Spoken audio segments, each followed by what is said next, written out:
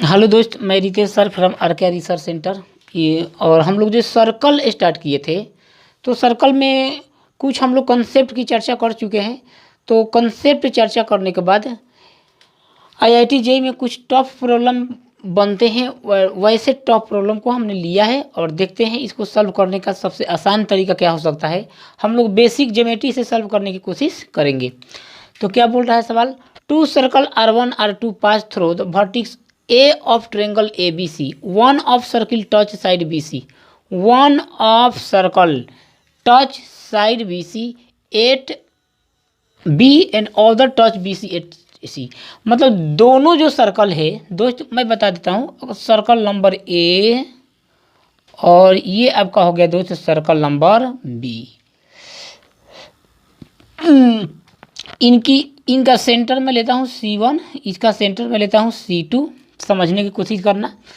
क्या बोल रहा है? इनका जो रेडियस है वो R1 है, इनकी जो रेडियस है क्या है? R2 है। अच्छा बात है। इसने ये बोला कि R1 and R2 pass through the vertex A of triangle ABC। जो दोनों सर्कल है वो किसी त्रिभुज ABC के वर्टेक्स A से पास कर रही है। अच्छा बात है। और and side BC at B one of circle touch, one of circle, अगर ये A है, मैं यहाँ पर BC बना देता हूँ। One of vertex, one of circle touch side BC। ये साइड B हो गया और ये साइड BC हो गया। दोनों को टच कर रहा है, दोनों एक दूसरे को टच कर रहा है। अगर मैं दोस्त इसको मिला देता हूँ, दोस्त, तो आप जानते हो कि ये जो साइड दी है 5 यूनिट दी, 5 सेंटीमीटर दी है, और ये जो एंगल दिया है 30 डिग्री दिया है। ये जो एंगल दिया है कितना डिग्री दिया है दोस्त? 30 डिग्री। अब आप मुझे एक बात बताइए, यहाँ से मैं देखता हूँ तो अगर ये मेरा क्या हो गया दोस्त, मैं यहाँ पर इसको मिला देता हूँ तो ये मेरा क्या हो गया? R1 हो गया। और यहाँ से इसको मिला देता हूँ तो ये मेरा क्या हो गया? R1 हो गया। यहाँ से इसको मिला दीजिए तो ये भी क्या हो गया? R2 हो गया। और यहाँ से इसको मिला दीजिए तो ये क्या हो गया? R2 हो गया। अब मुझे एक बात बताइए आप, ये एंगल B, अगर ये एंगल B तो ये एंगल 90 माइनस B। क्यों? आप पूछेंगे क्यों? क्योंकि टेंजेंट से डाला गया लंब 90 डिग्री का बनाता है। टेंजेंट से सेंटर पर डाला गया लंब ऑलवेज 90 डिग्री का एंगल बनाता है। तो ये कंप्लीट एंगल 90 तो होना चाहिए, तो कंप्लीट एंगल आप मिला लीजिए, 90 हो गया। तो ऑटोमेटिक ये साइड के सामने ये, तो ये भी 90 माइनस B हो जाएगा। तो ये एंगल कितना हो जाएगा दोस्त? 2B हो जाएगा। अब आप मुझे एक बात बताइए, अगर किसी चाप द्वारा, अगर अब मेरे बात को समझना, अगर किसी वृत्त के चाप द्वारा सेंटर परिधि पर एंगल B बना है तो सेंटर पर 2B बन गया ऑटोमेटिक। ये तो बात आप समझ रहे होंगे। अच्छा बात है। अगर ये एंगल C है, अगर ये एंगल C है तो ऑटोमेटिकली 90 माइनस C हो गया। बोल दो हाँ। ये भी 90 माइनस कितना हो गया? C हो गया। तो ऑटोमेटिक ये 2C हो गया। अरे बोल दो। अगर मेरे दोस्त यहाँ से इसको मिला देता हूँ तो ये जो हो जाएगा, दोनों सेंटरों के बीच का डिस्टेंस D हो जाएगा। समझ गए क्या? समझ गया या नहीं समझा? तो अब आप मुझे एक बात बताइए, अगर ये 2B है, अगर ये 2B था, अगर ये 2C था, ये तो ऑटोमेटिकली 90 डिग्री हो गया। यहाँ से भी ये कितना? ये 90 डिग्री, ये 90 हो गया क्या? ये 90। यहाँ ये जो हम लोग, मैंने क्या किया, इसको यहाँ से इस प्रकार से मिला दिया तो ये R1, ये R2 और ये D हो गया। अरे बोल दो, जो कि इसमें तो ये चर्चा नहीं किया गया कि R1 बराबर R2 है, इसमें ये चर्चा नहीं किया गया है। तो अगर मैं कंप्लीट एंगल की बात करता हूँ, इस कंप्लीट एंगल की बात करता हूँ तो 90 माइनस C, 90 माइनस C, तो मतलब मैं ये बोल सकता हूँ कि 90 minus B plus 90 minus C plus 30। ये ए का वैल्यू हुआ कॉस ए डिग्री। तो आप जानते हो भैया कि कॉस प्रतिच्छेदन एंगल निकल रहा हूँ, दो सर्कल के प्रतिच्छेदन कोण, angle of point of intersection. तो cos 90 minus B plus 90 minus C plus 30।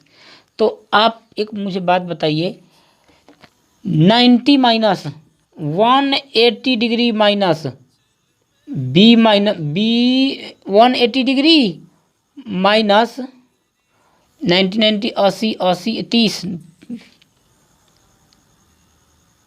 80 और 30 और 90 90 90 180 माइनस 180, ये 180 plus B minus C plus minus B minus C plus 30 degree बराबर, ये ऑटोमेटिकली कितना डिग्री हो जाएगा दोस्त, कॉस 60 डिग्री में चेंजिंग होगा।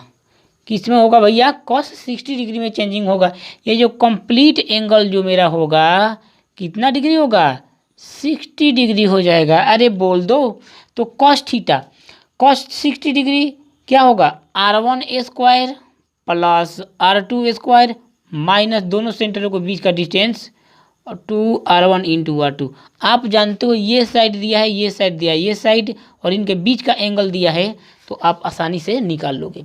आप जानते हो कॉस 30 का मान कितना होता है भैया, कॉस 30 का मान कितना होता है, कॉस 30 का मान होता है अंडर रूट 3/2 3/2 बराबर R1 square plus R2 square minus D square by 2R1 into R2। ये cancel.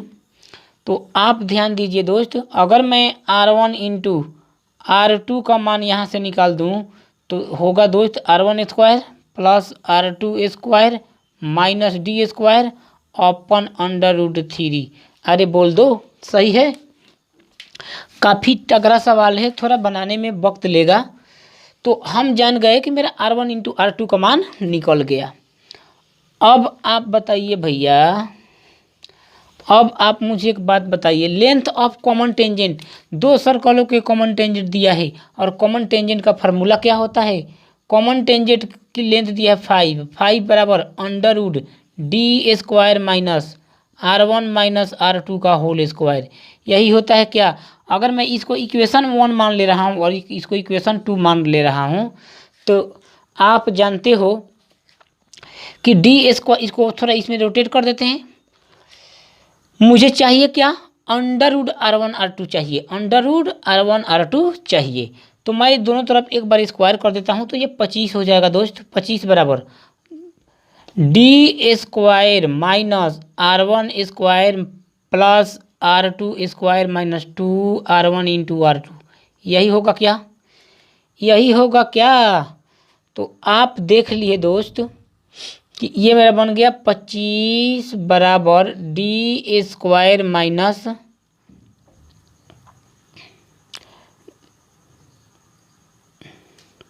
D² minus R1 minus R1 square plus R2 square.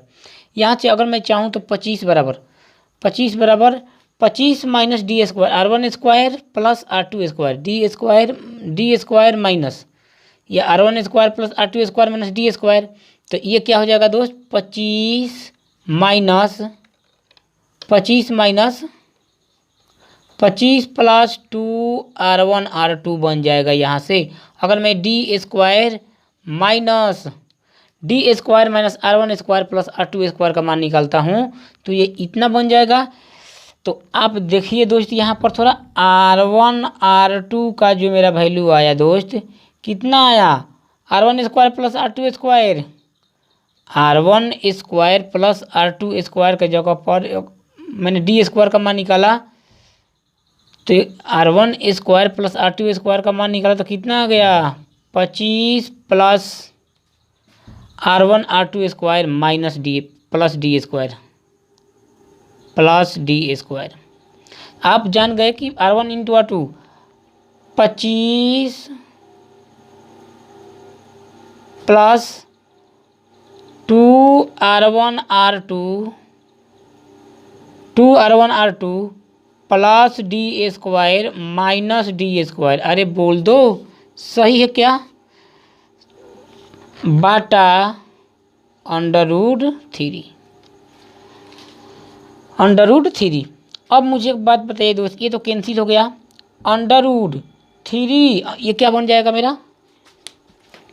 काफ़ी तगड़ा सवाल है, थोड़ा वक्त लगेगा बनाने में। मैं बोल रहा हूँ आपको समझाने में वक्त लग रहा है, अन्यथा हमको पेन उठाने की ज़रूरत नहीं है, मैं डायरेक्ट आंसर बता सकता था।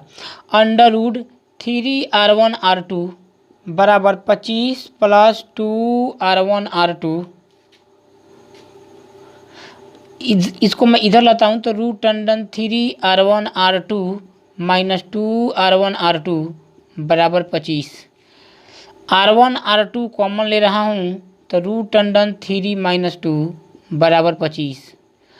तो r1r2 का वैल्यू निकालता हूँ तो 25 बाटा √3 minus 2 multiply √3 plus 2 by √3 plus 2। तो r1r2 का जो वैल्यू आया 25 into √3 plus 2 by a plus B into A minus B, A plus B into A minus B. आप जानते हो 3 में से 4 गया -1, तो r1r2 का जो वैल्यू आ गया भैया ये 25 माइनस 25 इंटू √3 प्लस 2, ये निगेटिव आ गया। समझ गया क्या? और इस प्रकार से अगर मैं दोनों तरफ अंडर ले लूँ तो ये जो था ना √r1 इंटू r2 का मेरा आंसर था -25 इंटू √3 प्लस 2, यही सवाल का उत्तर था।